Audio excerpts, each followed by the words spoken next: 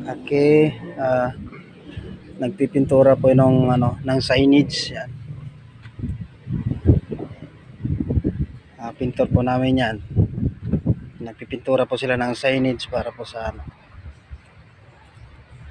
ready to widening yan. And road work.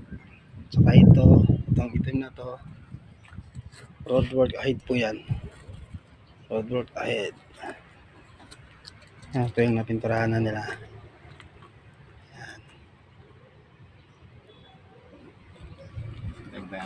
Yan ang pintor namin.